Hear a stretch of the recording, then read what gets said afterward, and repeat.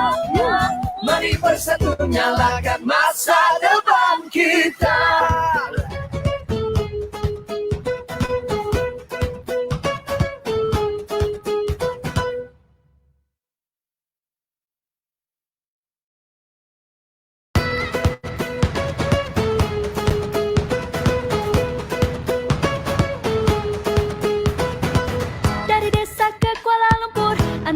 Bangkit bertempur, mengejar cita-cita luhur demi negara yang ku sanjung.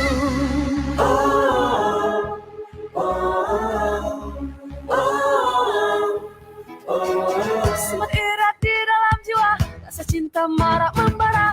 Walau beza bangsa agama, kita tetap satu negara. La la la, la la la, la la la. Sama-sama terangi jalannya, dari suara menyulukan cahaya. Teruskan retaknya, mari bersatu nyalakan masa depan kita.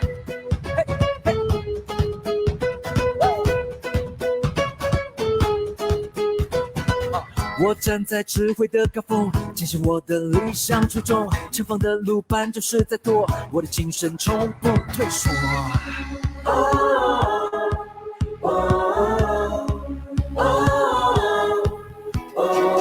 Tanamkan jiwa mulia, bantu dengan sukarela, jangan ada buruk sangka, bersama memimpin negara. La la la, la la la, la la la. Sama-sama terangi jalannya, dari suara menyulukan cahaya. Sama-sama teruskan retaknya, mari bersatu nyalakan masa depan kita. Sama-sama, sama-sama terangi jalannya. Sama-sama ubahkan dunia, ku berikan cahaya, ku berikan tenaga. Sama-sama di dunia ini pasti ada destinasi, kita mencapai mimpi, membawa ke reality. Ku tetapku di nadapo, ಎಲ್ಲರೂ ಒಂದಪ್ಪರಪ್ಪ, ನಮ್ಮ ನೆನಚಾಯದು ಮೊಸೆಯುವ ನಮ್ಮ ಒನ್ನ ಸೆಂದ ಎಲ್ಲಾದರೂ. Sama terangi jalannya, dari suara menjulurkan cahaya. Sama-sama teruskan retaknya, mari bersatu nyalakan masa depan kita. Sama-sama dari suara menyulukan cahaya. Teruskan retaknya, mari bersatu nyalakan masa depan kita.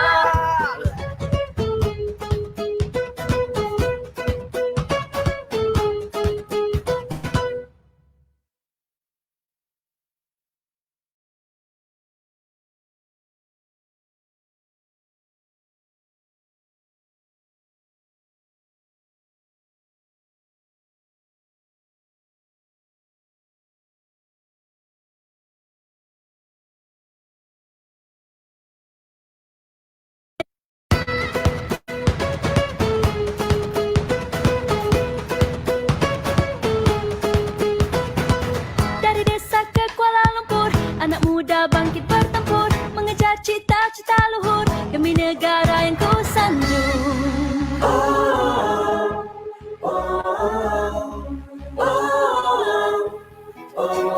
Semangat erat di dalam jiwa, rasa cinta marak membara. Walau beza bangsa agama, kita tetap satu negara. La la la, la la la, la la la. Sama-sama terangi jalannya, dari suara menyulukan cahaya. Teruskan retaknya, mari bersatu nyalakan masa depan kita.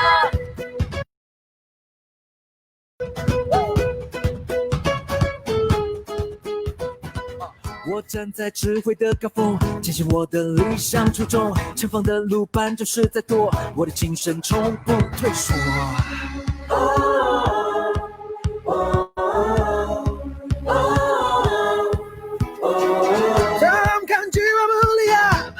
dengan sukarela, jangan ada buruk sangka bersama memimpin negara. La la la, la la la, la la la.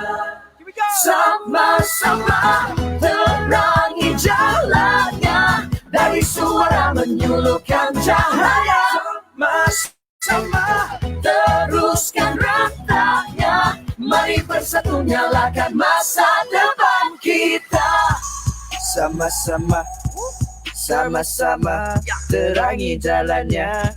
Sama-sama ubahkan dunia, ku berikan cahaya, ku berikan tenaga.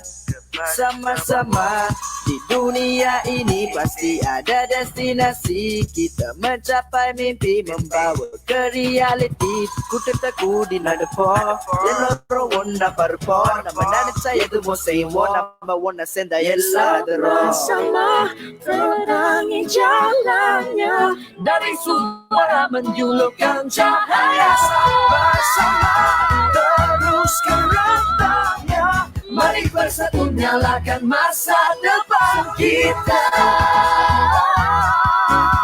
Sama-sama dari suara menyulukan cahaya. Teruskan rentaknya, Mari bersatu nyalakan masa depan kita.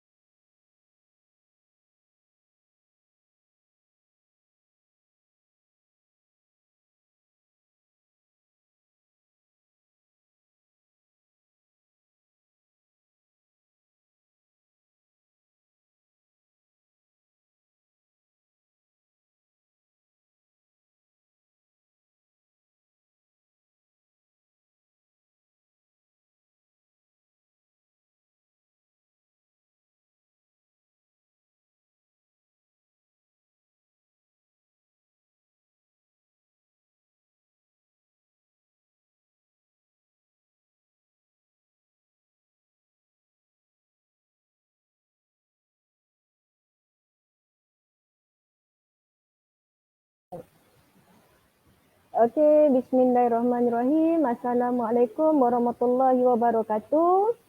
Okey, selamat pagi. Salam Ramadan yang ke-18 pada hari ini. Alhamdulillah di pagi yang indah hari ini. Hari Selasa, okey, 12 hari bulan Mei 2020. Kluster kepimpinan, yakni bahagian Bina Insan, mengadakan sesi, sesi perkongsian ilmu bersama yang berbahagia Datuk Zulkifli Abdul Malik, yakni pengurusi Katana Suka Malaysia, bagi slot, mengisi slot inspirasi Ramadan pada hari ini insya-Allah. Dan kita akan bersama-sama selama 1 jam insya-Allah untuk berkongsi ilmu, mungkin boleh bertanya soalan, bersoal jawab pada hari ini insya-Allah. Jadi mungkin kita boleh meluangkan masa bersama untuk bersama-sama dengan yang berbahagia Datuk Zulkifli bin Abdul Malik dengan tajuknya yang sangat menarik pada hari ini, iaitu Mizu Kara. Mizukara. Okey, kalau orang Melayu sebut Mizukara ni dengar macam kasar sikit lah kot, no? Dia tiba no pula. Okey, Mizukara, yakni bangkit buat tanpa disuruh. Jadi kita nak dengar, kalau orang Kedah sebut Mizukara, dengar kasar. Okey, jadi kita nak dengar Datuk sendiri mungkin boleh sebut Mizukara ni. Saya kalau cakap Jepun tadi ni takut nanti orang Jepun dengar dia gelak. Okey Datuk, apa khabar Datuk? Alhamdulillah, Apa khabar? baik. Alhamdulillah sihat. Okey. Datuk, sebelum saya kenalkan diri Datuk secara ringkas ni, mungkin boleh Datuk boleh yang kata apa, ajar sikit macam mana nak sebut Mizukara tu Datuk, bagi nampak dengar tu lagi menarik kan. Sebenarnya Mizukara ni kalau kita sebut dalam teloh Jawa lagi sedap. Oh, okey. Nah, sebenarnya sama je sebutan dia macam mana kita baca Mizukara. Itulah dia. Mizukara. Mizukara. Okey. Mizukara. Okey Datuk, saya perkenalkan diri Datuk sikit secara ringkasnya. Okey, untuk orang kata apa followers kita di Facebook ni boleh orang kata mengenal Datuk lebih dekat lagi ya. Buat 1 jam ni kita nak berkenal betul-betul ni. Kan? InsyaAllah. Okey. Okey, yang bersama kita pada hari ini adalah Datuk Haji Zulkifli bin Abdul Malik. Okey, merupakan pemegang sarjana muda perdagangan Universiti Hitotsubashi, Jepun. Kumpulan pertama pelajar di bawah dasar pandang ke timur. Okey, pengalaman kerja yang sangat-sangat menarik dan interesting. Pada tahun 1988, beliau menyertai Bank Yasuda Trust Banking Company Ltd. Sekarang dikenali sebagai Mizuho Trust Bank selama 10 tahun. Dan bank ni ada di Kuala Lumpur, Singapura, di Indonesia, kan di Labuan. Okey, jawatan yang dipegang oleh Datuk sekarang ni adalah pengurusi ahli lembaga pengelola di Pusat Bahasa Kikyo, anak syarikat kumpulan Universiti Kikyo Jepun, dan juga merupakan penasihat bagi sekolah Jepun di Kuala Lumpur. Okey, untuk aktiviti sosial, okey saya berkongsi sedikit.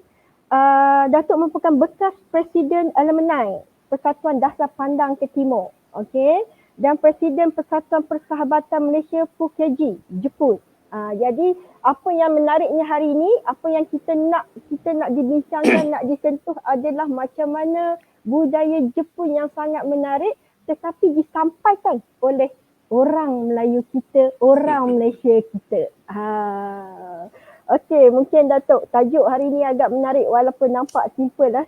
Mizukara. Okey, Mizukara yakni bangkit tanpa disuruh. Kita hari ni nak bangun tidur pun kena suruh. Tak kejut, tak bangun. Tak kejut, tak bangun. Satu masa dulu, mak kita kejut, kita bangun. Hari ni kita kejut, anak kita bangun. Dan kita pula dikejut oleh jam handphone bangun. Tetapi kita selalu bercakap tentang macam mana nak membangunkan Malaysia. Nak bangunkan organisasi khususnya. Mungkin Datuk boleh share dengan kami ni yang kata perlukan motivasi macam mana untuk ada Mizukara dalam diri kami ni, insya-Allah. Okey Datuk. Okey baik. Bismillahirrahmanirrahim. Assalamualaikum warahmatullahi wabarakatuh. Dulu saya ucapkan terima kasihlah kepada pihak KBS, iLead juga kerana sudi menjemput saya untuk sama-sama dengan anda semua pada pagi ini. Sebenarnya mungkin ada di kalangan anda yang telah kita berjumpa semasa kita ada program di Pusat Belia Antarabangsa. I think about sebulan ke 2 bulan yang lepas lah. Jadi saya ucapkan selamat menyambut bulan Ramadan pada semua. Mungkin kali ini Ramadan kita berbeza, kita menyambut dalam norma baru ya. Kemungkinan besar kita beraya pun online lah. Dan tak macam dulu lagi. Jadinya saya WhatsApp ataupun video call lah. Kita beraya dengan ke opah kita. Apapun saya mendoakan agar semua yang mendengar perkongsian pada pagi ini dipelihara Allah daripada jangkitan COVID-19. Semoga cepat-cepat negara kita terkeluar daripada wabak ini. Jadinya bila sebut pasal Mizukara ni kan, sebenarnya kita punya pepatah Melayu, melentur buluh biar dari rebungnya, orang Jepun pakai juga. Sebab dia pun tanam buluh, dia pun ada rebung juga. Masakan dia pun ada daripada rebung dan sebagainya. Jadinya cuma dari segi mengimplementasikan pepatah tu agak berbeza perspektif kita dengan mereka. Mereka menjadikannya satu subjek penting ya, dalam nak memastikan bahawa Mizukara ni berlaku di semua peringkat tapi bermula dari umur 4 tahun. Umur 4 tahun. Sebagai contohnya, Mizukara ni dilatih ketika anak-anak di tadika lagi. Contohnya macam cucu saya lah, dia kan belajar tadika di Jepun kan. Kita lihat macam mana mereka dididik. Satu contoh simple lah, kalau you datang ke tadika kami di Subang Jaya, sekolah Jepun Subang Jaya, you akan lihat benda yang sama dilakukan apa yang dilakukan di Jepun untuk anak-anak Jepun bermula dari umur 4 tahun. Contohnya simple, macam mereka datang ke sekolah dengan pakaian biasa, tetapi dalam beg sekolah dia ada pakaian uniform ataupun pakaian yang perlu dipakai di mana di dalam kelas mereka. Dan dia pakai kasut, tapi sampai di sekolah ada slipper ataupun kasut yang mereka pakai. Mereka bila sampai situ, budak 4 tahun, cikgu dia melihat je apa cara dia memakai, cara dia nak mengurus diri dia sendiri. Dari umur 4 tahun dia. Kalau kadang-kadang butang tak kena lah, kasut terbalik lah, tapi cikgu biarkan dan ajar mereka supaya mereka tidak terlalu kata orang, mengharap orang lain untuk menyiapkan diri mereka. Itu daripada umur 4 tahun. Dan kita lihat masing-masing ada box, ada kotak-kotak di belakang kelas tu yang mana milik mereka sendiri. Mereka akan letak barang-barang mereka di situ. Itu dia sekali tak langsung dah diajar cara mengemas. Kemudian dia ada tempat gantung botol-botol minuman mereka ataupun dia punya tube apa tu. Jadinya ada nama dan sebagainya, mereka tahu di mana nak menyusun. Jadi secara tak langsung, kalau kita pejabat, kita biasa lihat 5S kan, 5S diamalkan di pejabat. Tapi bila kita sebut 5S, orang Jepun macam terperanjat.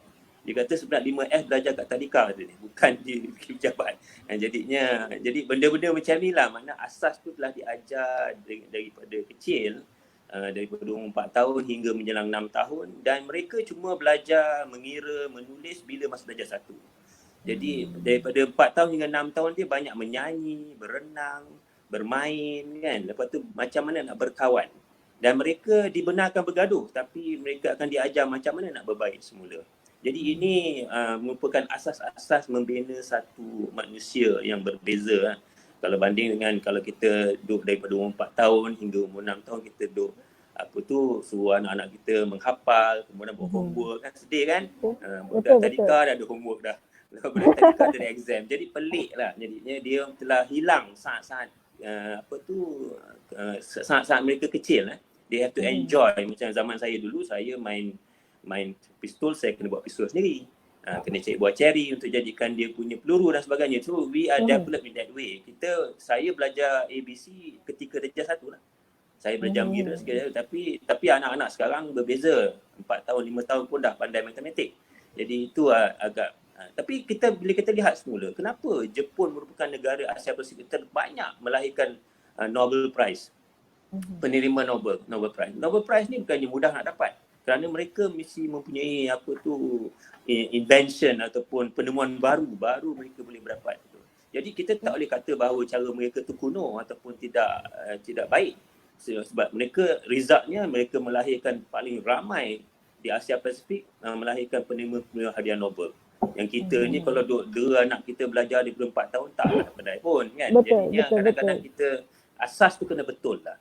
Dan saya ini kembali kepada bila saya balik ke Malaysia pada sekitar tahun 94 gitu kan. Ketika itu Twin Tower, kita punya Petronas Twin Tower tengah nak dibina. Kemudian pejabat saya tak jauh dari situ, saya melihat dari pejabat saya dekat 17, saya perhati kan, ketika mereka nak buat foundation tu, punyalah lama. Bunyi gedegang, bangunan tak naik lagi. Rupa dia tengah buat foundation. Tapi the moment bangunan tu naik, laju. You can see the development very fast. Ketika itu ada dua syarikat, satu syarikat Jepun, satu syarikat Korea yang tengah menaikkan kedua-dua Twin Tower tu. Mereka macam bulu-bulu. Dia menunjukkan bahawa foundation is very important. Jadi melentur buluh, biarlah dari rebung tu memang satu ungkapan yang tok nenek kita buat bukan main-main lah. It's a serious statement, pepatah yang amat penting, tetapi kita abaikan. Kita tak really implement, menjadikan ini satu perkara yang penting. Jadinya, bila sebut Sabah Mizukara ni, bangkit buat tanpa disuruh, apa benda yang nak bangkit? Apa nak buat ni? Dia kata kita yang pertama, bangkit buat dari segi apa? Menjaga tertib dan adab. Itu je pertama. Tertib pakai baju, tertib beratur, tertib bercakap, dia tertib. Jadi ada 3 perkara yang ditekankan. Ini pun dalam bahasa Melayu ada. Pertama, dia menekan tentang budi bahasa. Betul. Kedua, budi pekerti. Ketiga, akal budi. So ada 3 benda yang memang dalam bahasa Melayu ada pun. Tapi macam mana kita menerapkan tu dalam kepada anak-anak sekitar umur 4 hingga 6 tahun. Itu persoalan. Jadi Jepun berjaya menerapkan budi bahasa, budi pekerti dan juga akal budi ketika umur mereka betul-betul kecil. Kemudian apa yang berlaku pada zaman Meiji pada tahun 1875, dia kata since mak bapak duk ajar 3 perkara, budi bahasa, budi pekerti dan akal budi ni di rumah, apa salah bila sampai sekolah kita continue, kata dia. Jadi maka timbullah pelajaran Dotoku. Dotoku ni moral study. Jadi pengisian moral study pun sama je apa yang ajar kat rumah. Bila mak dia ajar dia pasal budi bahasa, di sekolah sambung balik belajar budi bahasa.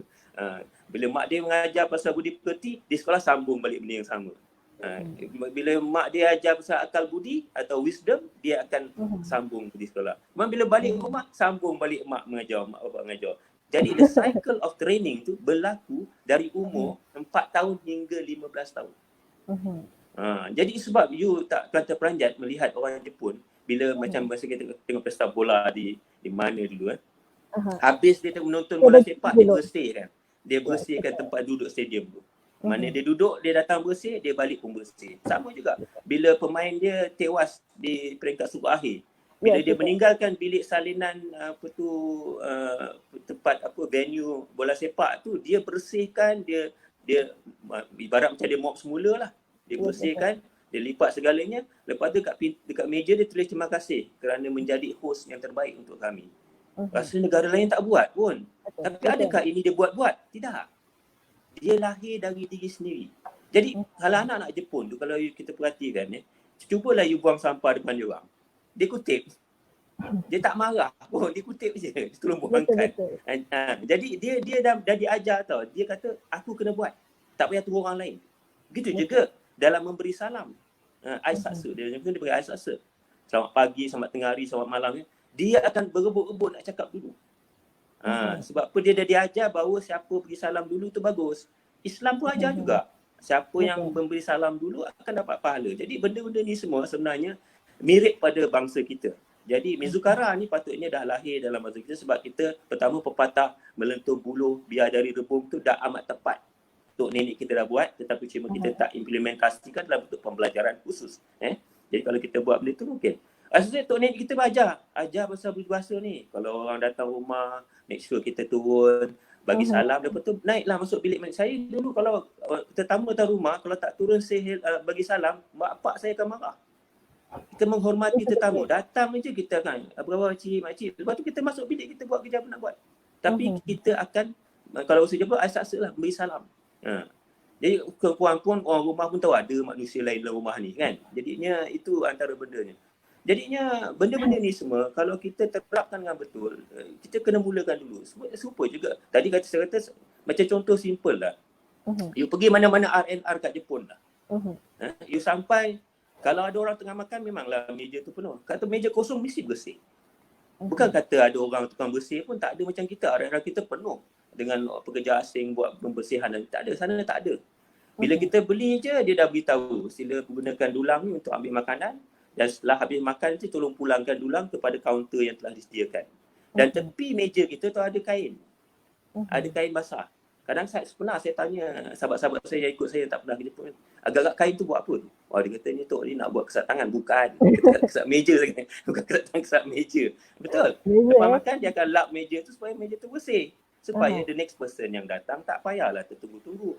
Ini bila kita masuk McDonald, kita masuk Kentucky Fried Chicken ataupun kita pergi any of R&R, kadang menunggu meja tu dibersihkan.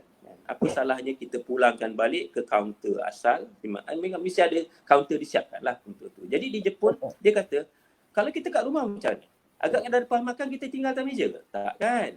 Kita pandai pula nak bawa ke dapur. Kadang-kadang kita basuh tolong mak, betul tak? Kenapa kat kedai tak boleh buat? Jepun kata.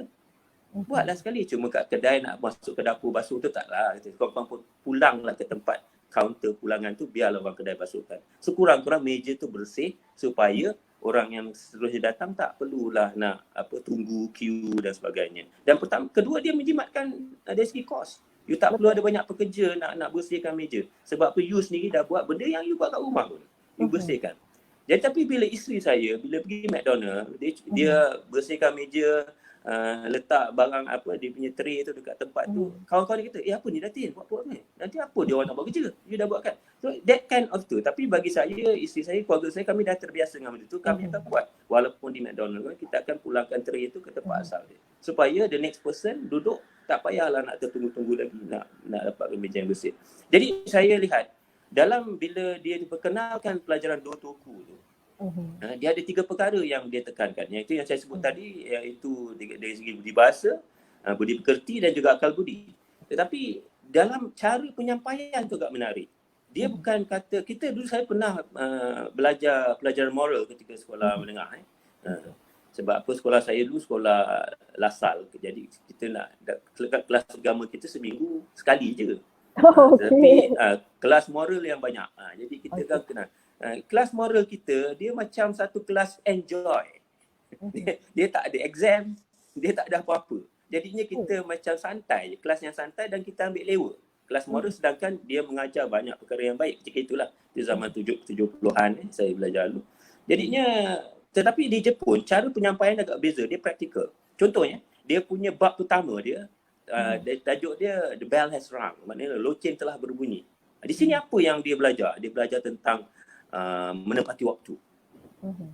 Jadi bila bunyi aja loceng kan, you tengok semua budak akan apa saja buat, dia akan terus berdiri tegak. Diam. Dan semua bila loceng kedua berbunyi aja, masing-masing beratur pulang ke kelas masing-masing, contohlah. Jadi dia, dan ada senior-senior akan memahati siapa yang melanggar peraturan, di situ juga dia akan ditegur. Senior akan mati, bukan cikgu, senior dia orang. Kenapa tadi kau bergerak lagi masa tu ditegur. Dia tak tunggu esok lusa nak tegur, tak ada, on the spot, supaya benda tu jadi amalan. Jadi kalau malu ditegur, then kita kan kat sekolah prefect tangkap kan. Sana tak payah prefect, among them senior dia dah menjalankan tugas untuk memantau sikap adik-adik dia, junior dia. Jadi senpai kohai ni, senpai tu senior, kohai tu junior. Dia punya struktur dia memang diajar struktur organisasi tu sejak ketika sekolah lagi. Menghormati senpai, senpai tu menghormati senior, senior kena menjaga kebajikan dan disiplin junior. Dia tanggungjawab lah. Kalau kata junior tu didapati buat salah, bukan junior kena marah, senior pun kena marah. Kenapa kau tak ajar kau punya junior? Ada macam tu pula cara dia. Sebab tak jaga elok.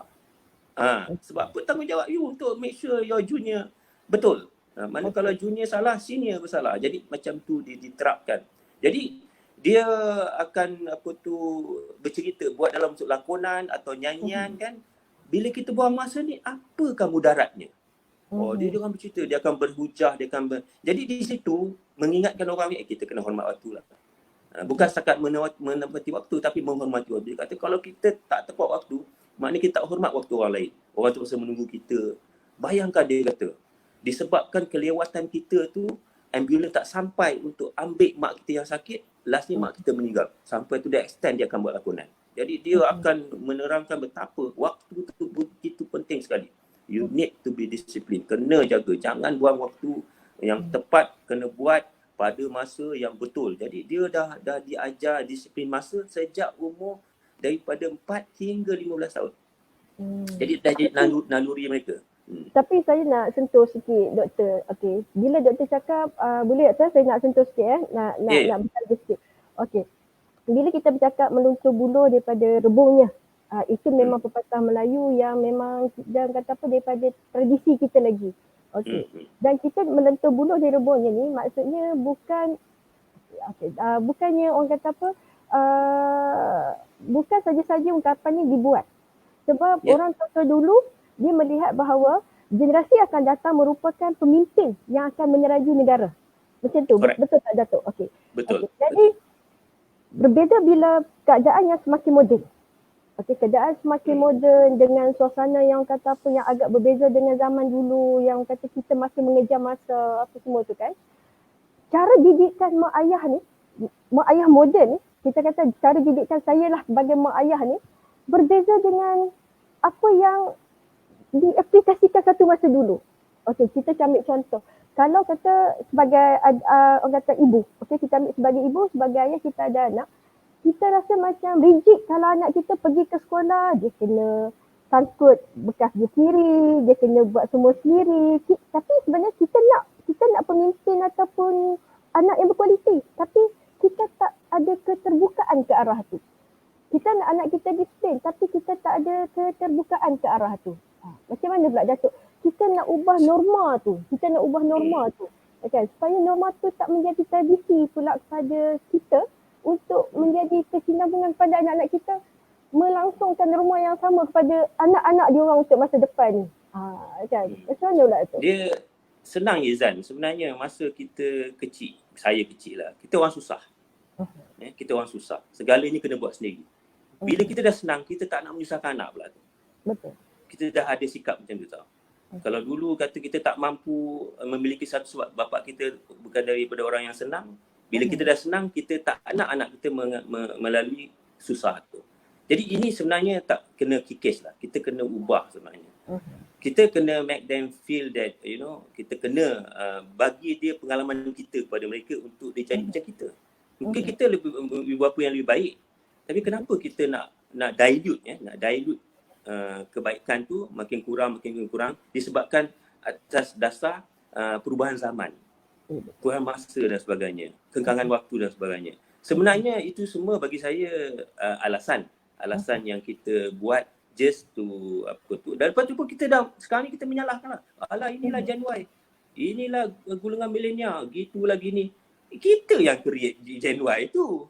Betul. Itu anak cucu kita milenial tu. So why we blame them? Because we are the one yang mold dia. Kita yang buat acuan tu.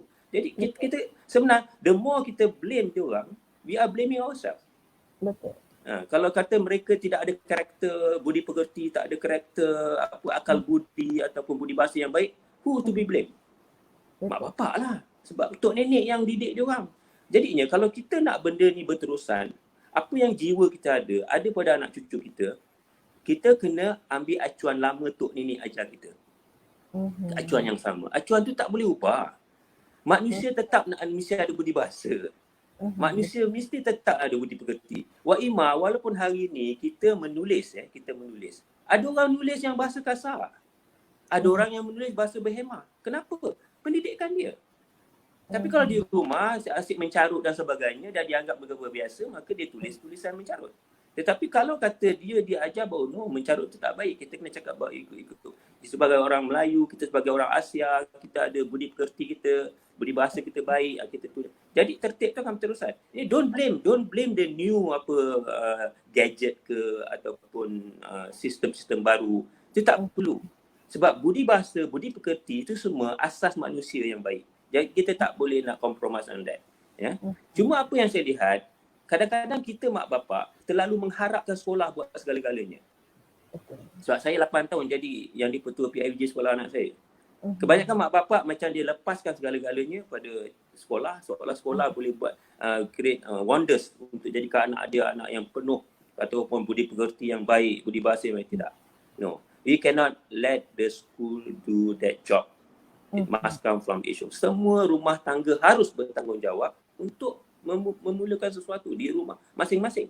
Kemudian di sekolah, kesinambungannya harus ada. So the cycle keep on doing again and again for let's say 10 years, daripada budak tu umur 4 tahun hingga 15 tahun, insyaAllah dia akan keluar satu karakter yang baik. Sebab saya attend banyak function Jepun, terutama macam dia punya graduation day ataupun hari melapor diri.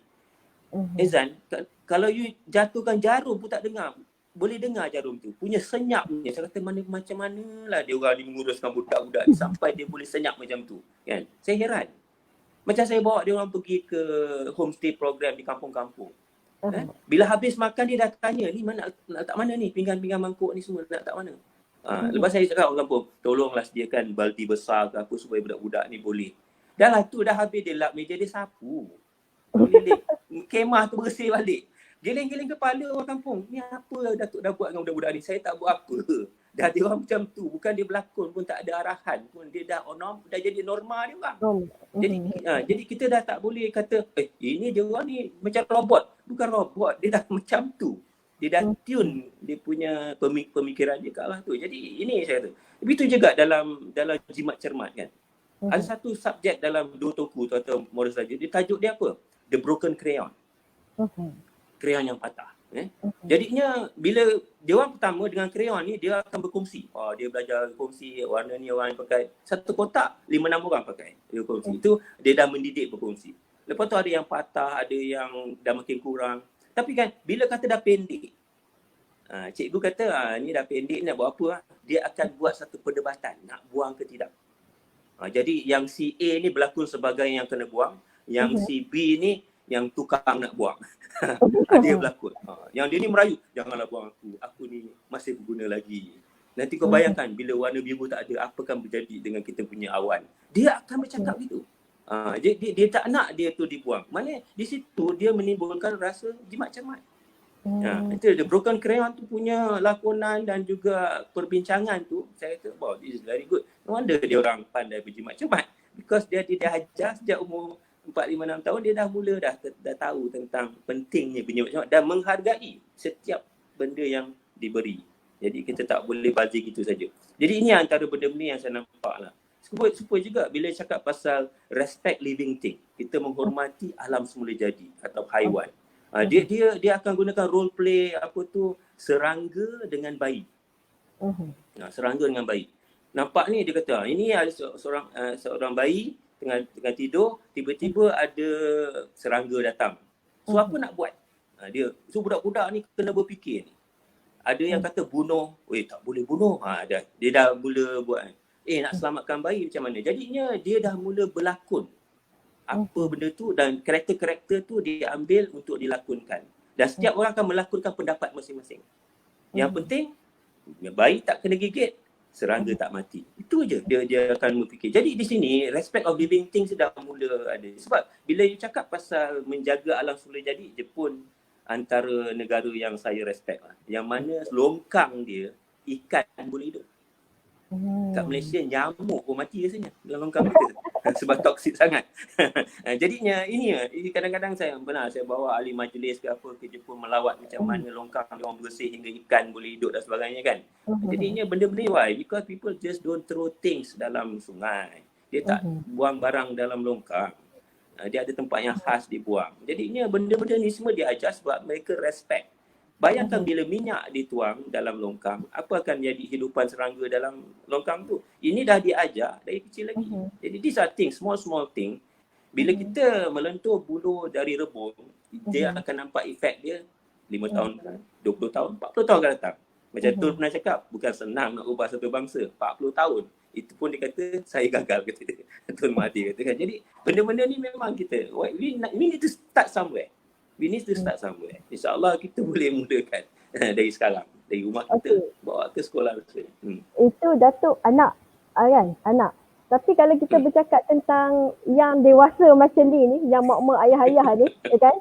Macam mana pula kita sebagai leading staff ni, orang kata apa, yang memimpin diri sendiri ni, nak memimpin ke arah yang lagi positif dan kalau boleh tak dapat setengah pun, syukur pun, ada orang kata sikap orang Jepun tu dalam diri kita. Macam kata tajuk ni lah, bangkit buat tanpa disuruh, Mizukara ni, dalam nak bangunkan organisasi. Kan? Kita dah boleh bentuk dah anak kita ni, kita orang kata apa, kita dah tahu macam mana nak melentur buluh daripada ini yang dia jadi buluh dah ni. Kan dia jadi buluh dah ni.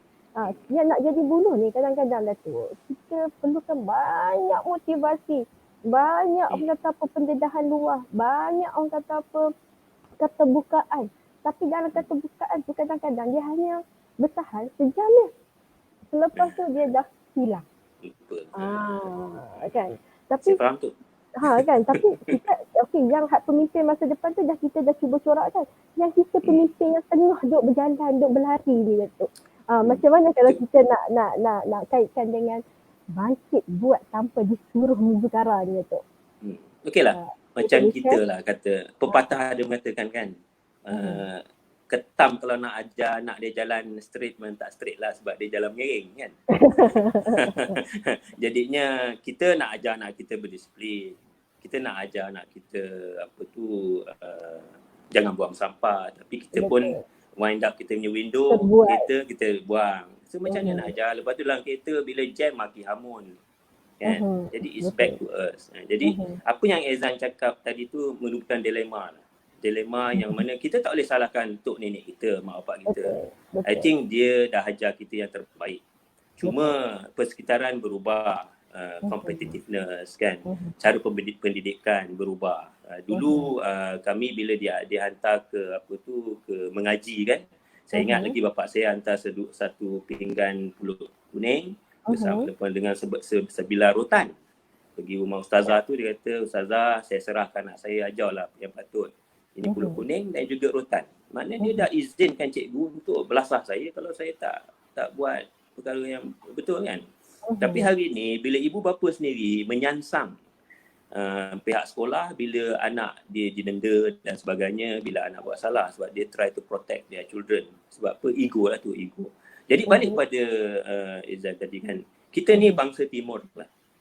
Tak kira lah kita orang India, orang Cina, orang Melayu. Adat resam orang timur ni memang superb lah kata orang pun.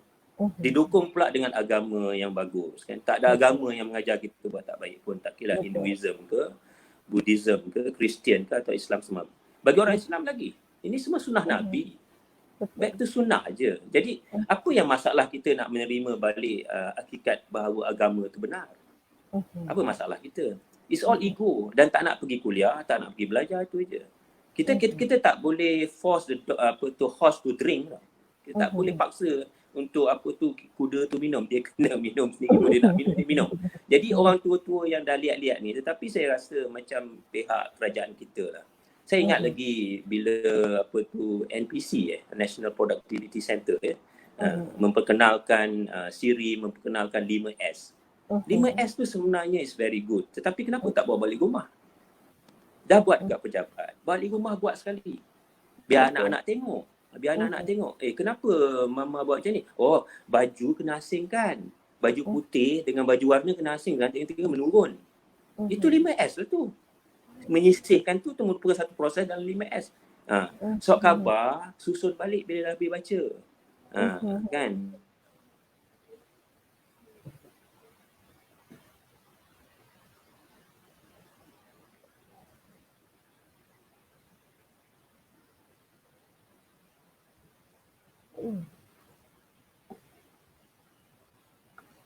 Tak dengar Datuk.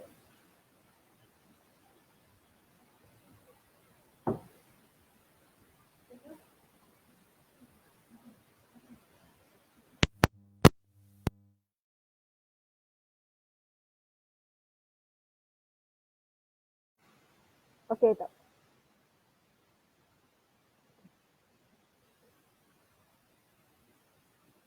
Suara tak dengar.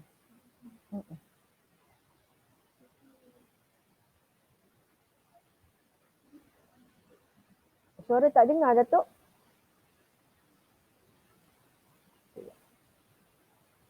Suara tak dengar.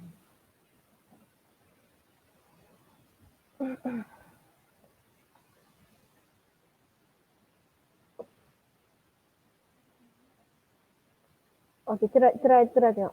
Tak dengar.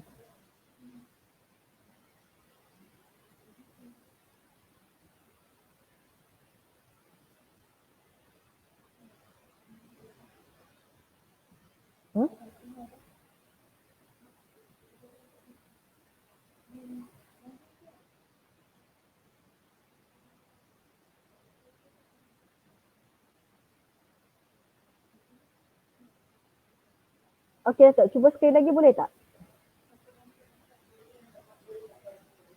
Datuk, mic tolong letak kat mulut boleh tak mic? Mic dia memang kat mulut. Datuk, mic angkat sikit boleh mic? Nampak pakai tidur. Tak dengar, Datuk pun tak dengar aku. Datuk pun tak dengar saya.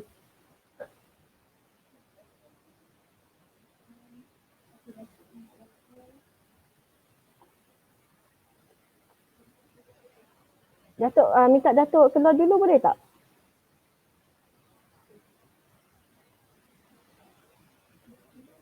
Saya tak dengar sekejap.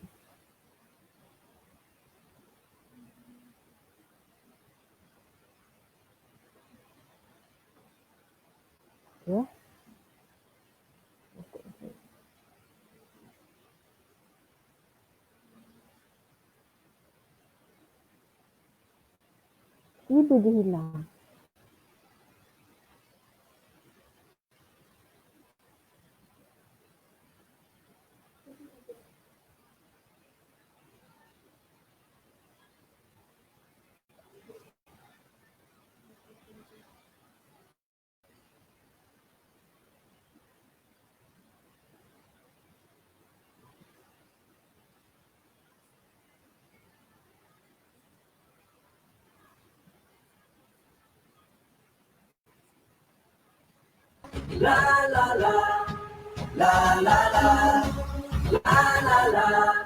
Sama-sama terangi jalannya dari suara menyulukan cahaya. Teruskan retaknya, Mari bersatu nyalakan masa depan kita.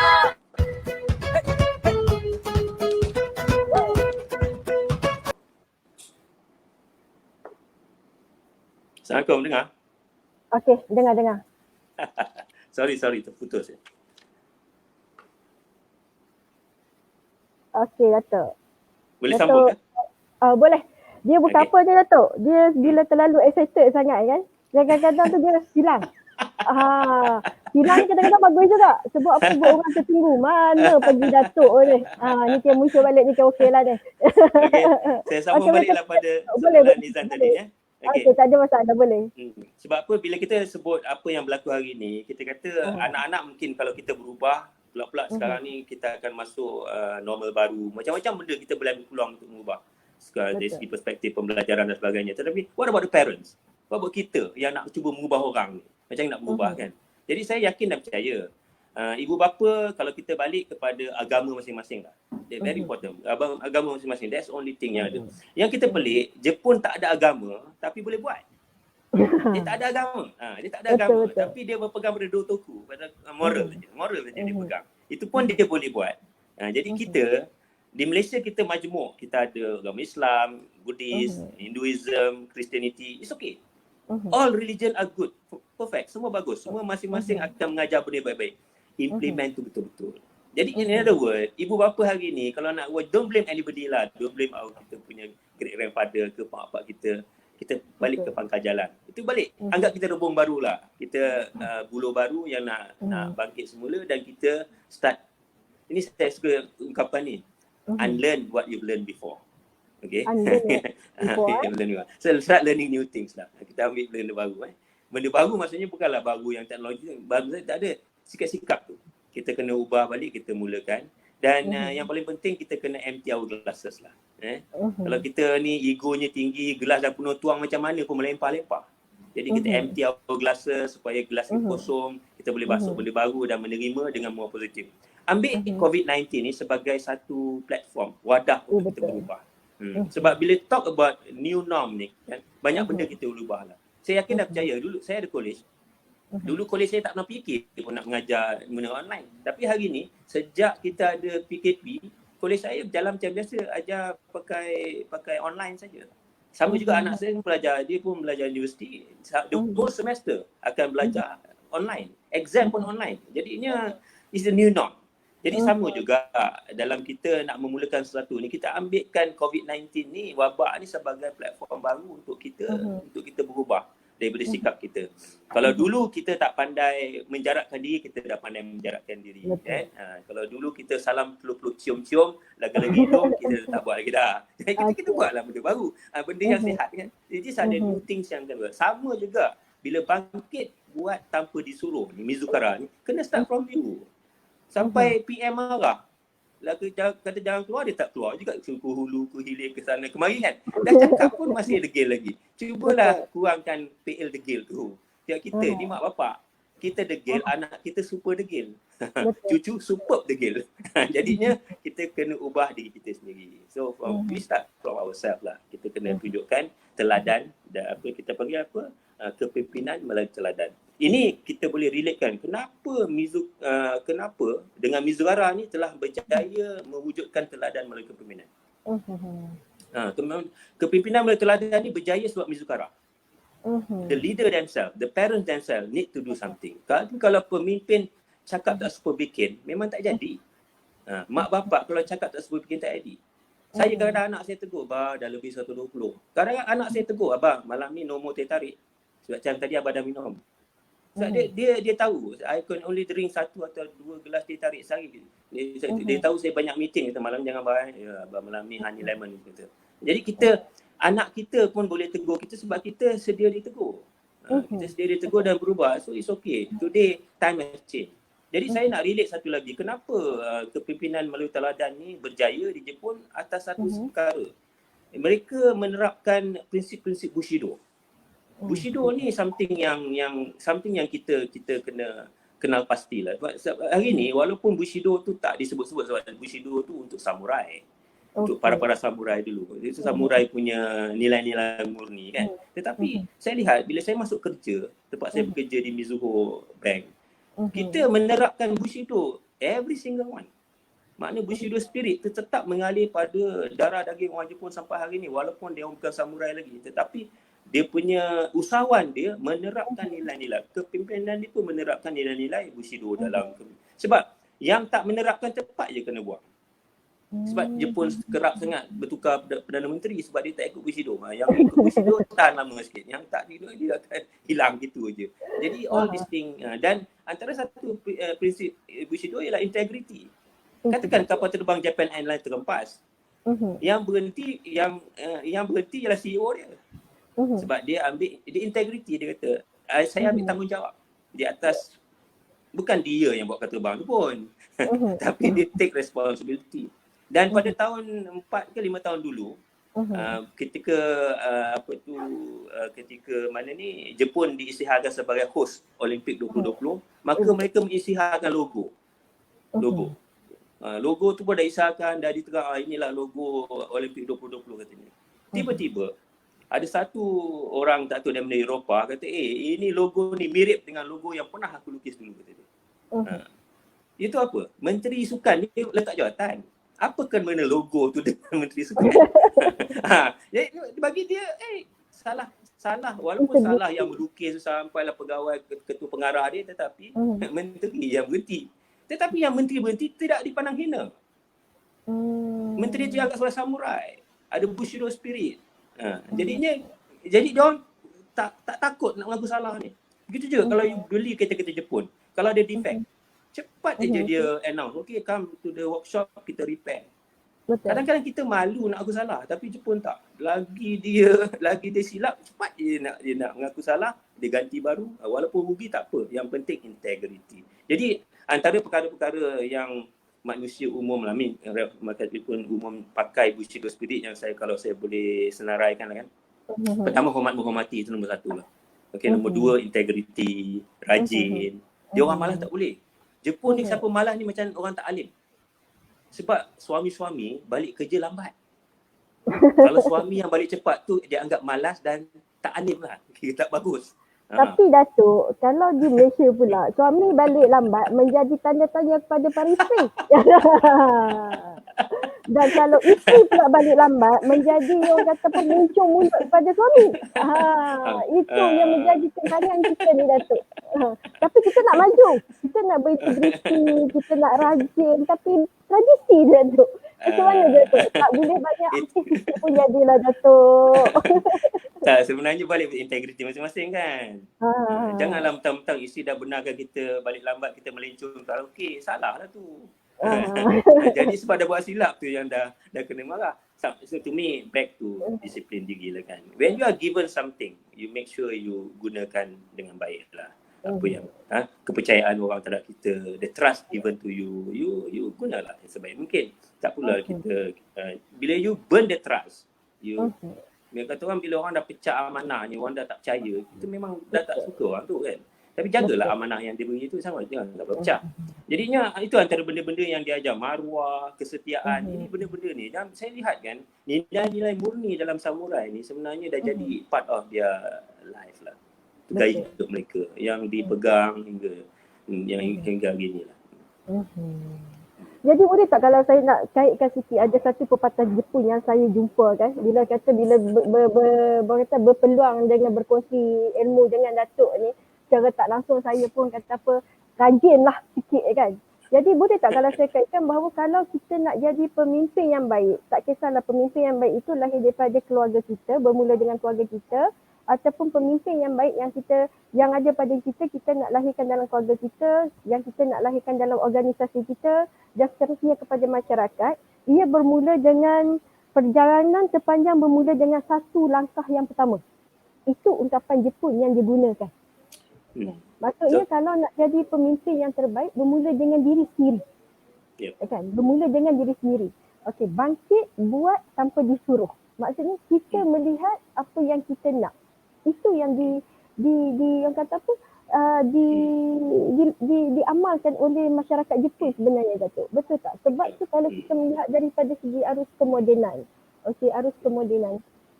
Jepun dia punya kemodenan, dia punya orang kata apa, dia punya teknologi sangat ke depan. Sangat ke depan. Berbanding dengan kita di Malaysia ni orang kata apa, baru nak mula mencorak langkah macam tu, Datuk. Apa pandangan Datuk?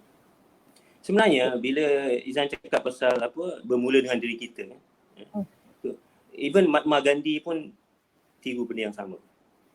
Even Michael Jackson pun sebut, dia kata orang yang nak ubah dunia tu ialah orang yang dalam cermin. Maknanya diri dia lihat diri dia. The person in the mirror will change the world, kan. Maknanya it will start. Mahatma Gandhi pun sama, cakap benda yang sama. Maknanya kalau kita nak mulakan, it must start from you.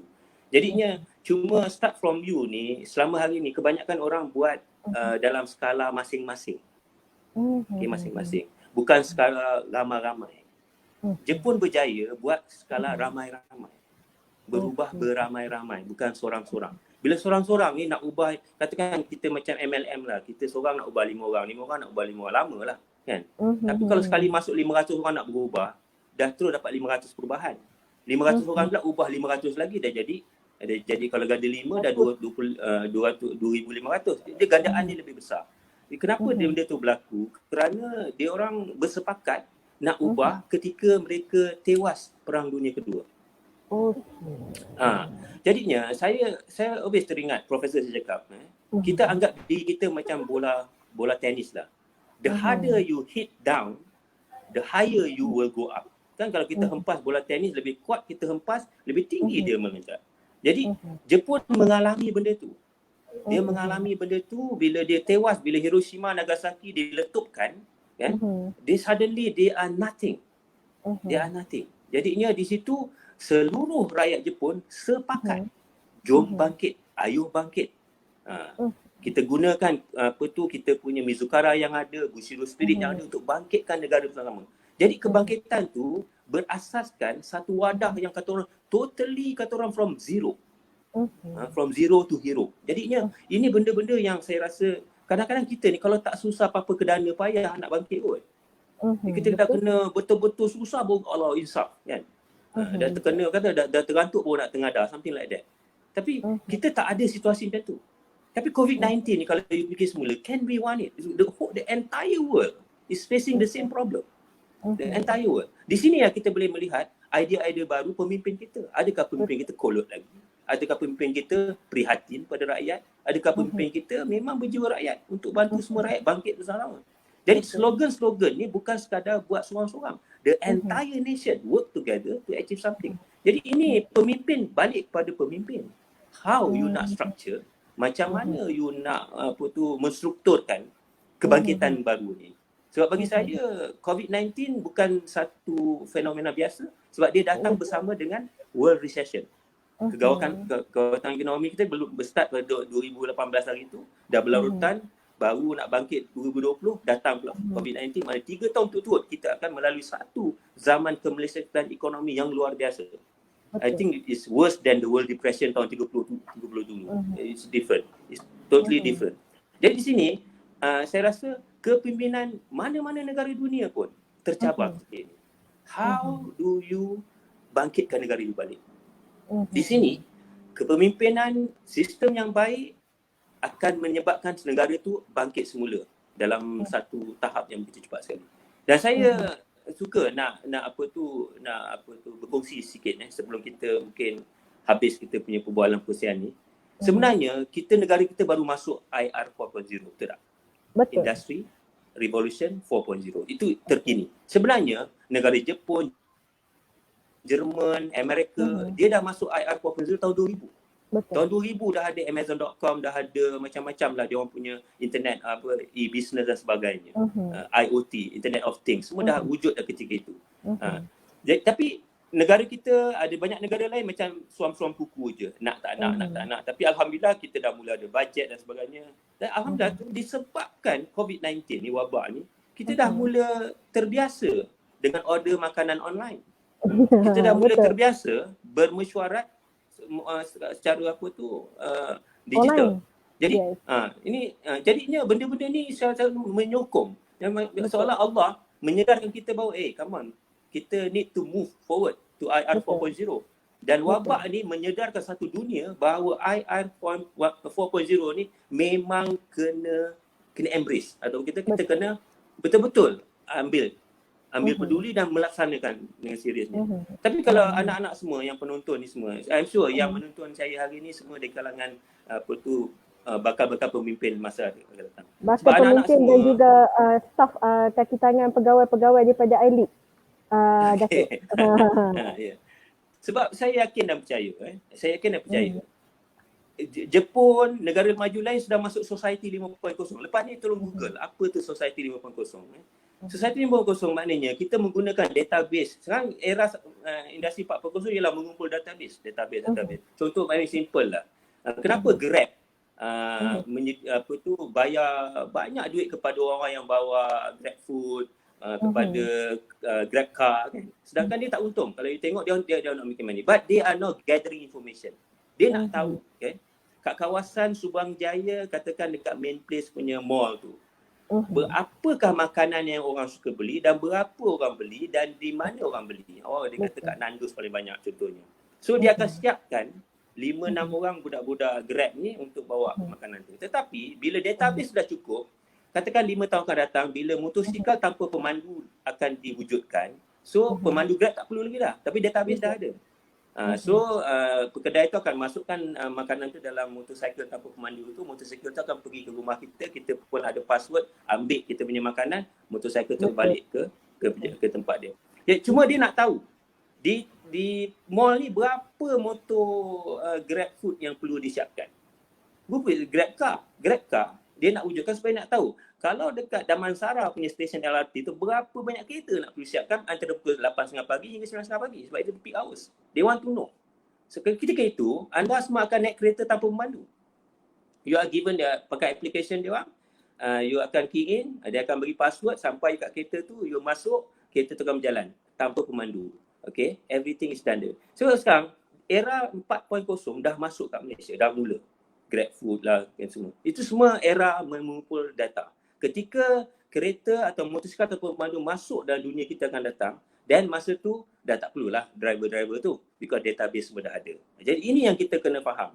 Dan kenapa dia nak buat macam tu? Supaya kita adalah banyak masa. Katakan sekarang ni, bila saya dalam bekerja, walaupun saya bekerja di rumah, tapi sebenarnya meeting saya 4, 5, 6 kali juga sehari. Kan? Tetapi saya dah save lebih kurang 2 jam traffic jam. Apa yang saya boleh lakukan 2 jam tu? Saya boleh buat riadah, boleh buat gardening dan semacamnya. Then you are back to your life. You dah balik pada hidup kita hari-hari. Jadi ini antara benda yang saya rasa kita kena embrace. The new leaders, you must think.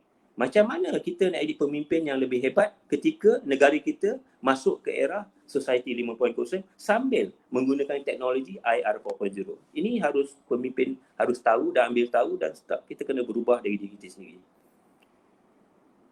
Boleh kan? Masih dengar lagi? Izan, are you there?